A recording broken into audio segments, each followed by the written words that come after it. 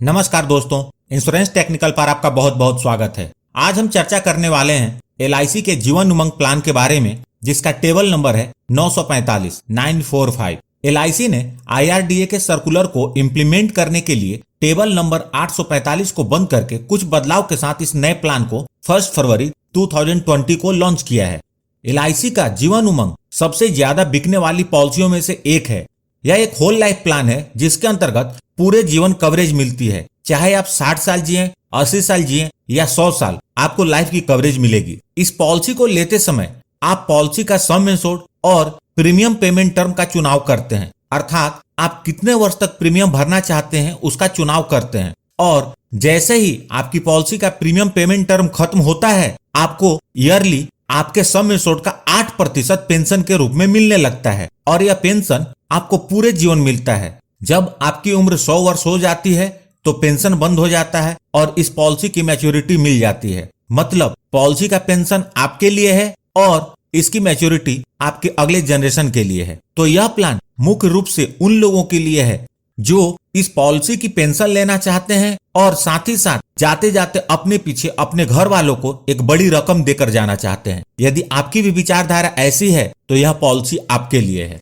यह एक non link plan है, अर्थात शेयर मार्केट से जुड़ा हुआ नहीं है। यह एक लिमिटेड प्रीमियम प्लान है, अर्थात बीमा धारक को चुने हुए पॉलिसी पीरियड से कम पीरियड तक प्रीमियम का भुगतान करना होता है। यह एक विद प्रॉफिट प्लान है, अर्थात LIC अपने फाइनेंशियल परफॉर्मेंस के अनुसार प्रॉफिट को वेस्टेड सिंपल डिविजनरी बोनस और फाइनल एडिशनल बोनस के रूप में बीमा धारक के साथ शेयर करेगी। आइए अब बात करते हैं इस पॉलिसी को लेने के लिए आवश्यक मापदंड के बारे में। यह पॉलिसी अलग अलग प्रीमियम पेमेंट टर्म के रूप में 4 ऑप्शन में उपलब्ध है। पहले ऑप्शन के अंतर्गत आपको 15 वर्ष तक प्रीमियम का भुगतान करना होता है। दूसरे ऑप्शन के अंतर्गत आपको 20 वर्ष तक प्रीमियम का भुगतान करना होता है। तीसरे ऑप्शन के अंतर्गत आपको 25 वर्ष तक प्रीमियम का भुगतान करना होता है और चौथे ऑप्शन के अंतर्गत आपको 30 वर्ष तक प्रीमियम का भुगतान करना होता है। Maximum age at entry policy लेने के लिए जो मैक्सिमम एज है वह चारों ऑप्शन के लिए अलग अलग है। 15 वर्ष के प्रीमियम पेमेंट टर्म के लिए 55 वर्ष है, 20 वर्ष के प्रीमियम पेमेंट टर्म के लिए 50 वर्ष है। उसी प्रकार 25 वर्ष के प्रीमियम पेमेंट टर्म के लिए 45 और 30 वर्ष के प्रीमियम पेमेंट टर्म के लिए 40 वर्ष है।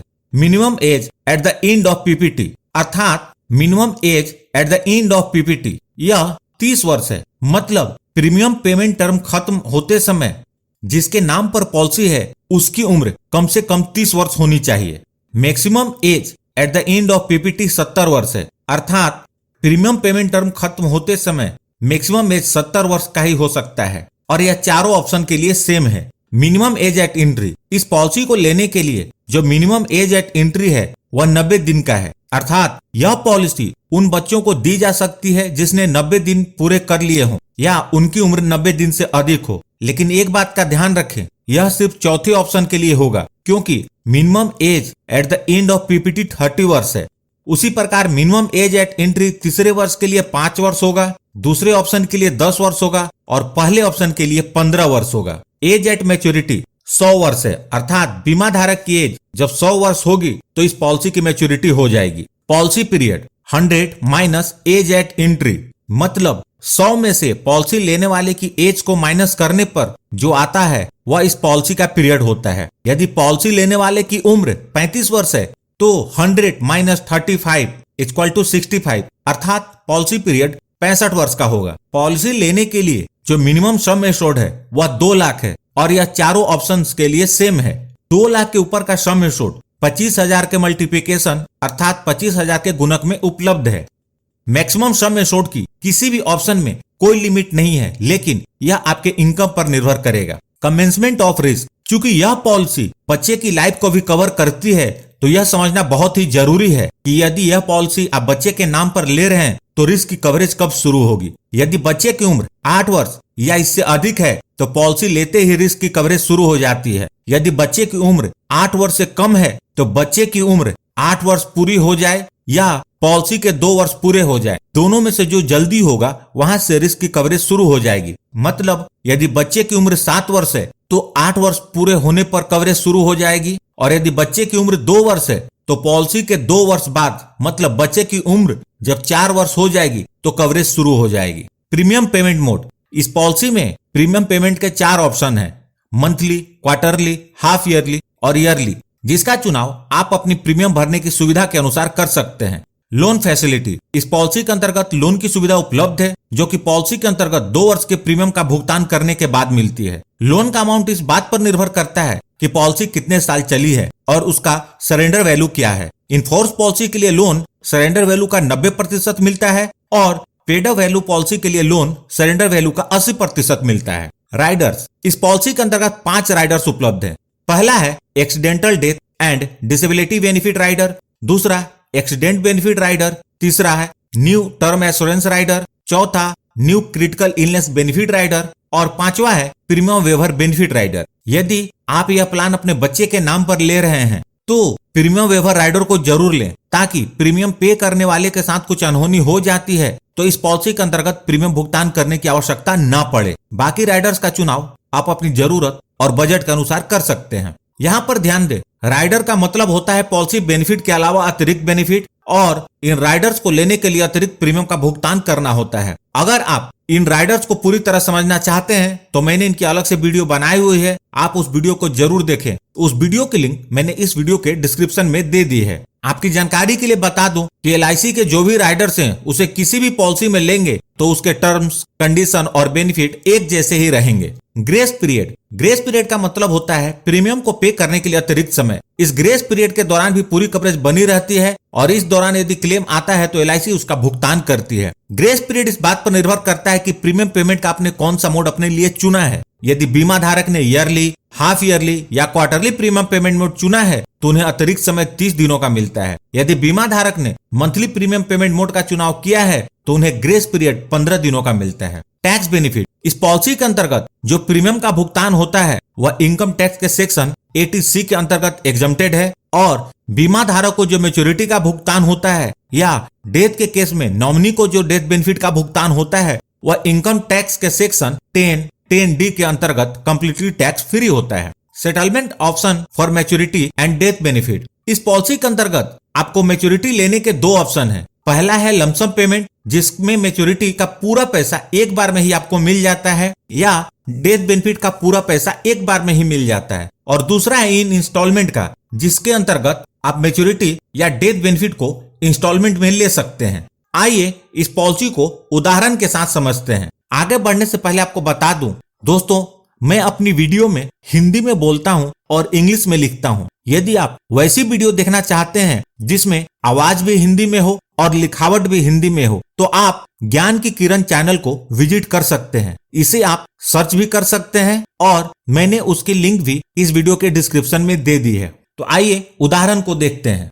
मिस्टर साबू, जिनकी उम्र 30 वर्ष है, ये जीवन उमंग की पॉलिसी लेते हैं। इनके पॉलिसी का सम इंश्योर्ड 10 लाख रुपए है। प्रीमियम पेमेंट टर्म के रूप में इन्होंने 30 वर्ष का चुनाव किया है, मतलब उन्हें 30 वर्ष तक प्रीमियम का भुगतान करना होगा। इस पॉलिसी का पीरियड 100 - 30 = 70 वर्ष का होगा। यदि मिस्टर साबू मंथली प्रीमियम पेमेंट मोड का चुनाव करते हैं तो उनका मंथली प्रीमियम 2582 रुपए होगा, और यदि ईयरली प्रीमियम पेमेंट मोड का चुनाव करते हैं तो उनका एनुअल प्रीमियम 30,326 रुपए होगा। पहले वर्ष का प्रीमियम इससे थोड़ा ज्यादा होगा। इस प्रकार 30 वर्ष में मिस्टर साबू टोटल 9,10,448 रुपए प्रीमियम के रूप में भरेंगे। पॉलिसी के 30 वर्ष बाद इसका प्रीमियम पेमेंट टर्म खत्म हो जाएगा और मिस्टर साबू की उम्र उस समय 60 वर्ष की होगी। मिस्टर साबू को उस समय से हर साल 80,000 रुपए हर साल पेंशन के रूप में मिलेंगे, और पेंशन तब तक मिलेगी जब तक मिस्टर साबू जीवित रहते हैं या उनकी उम्र 100 वर्ष पूरी हो जाती है।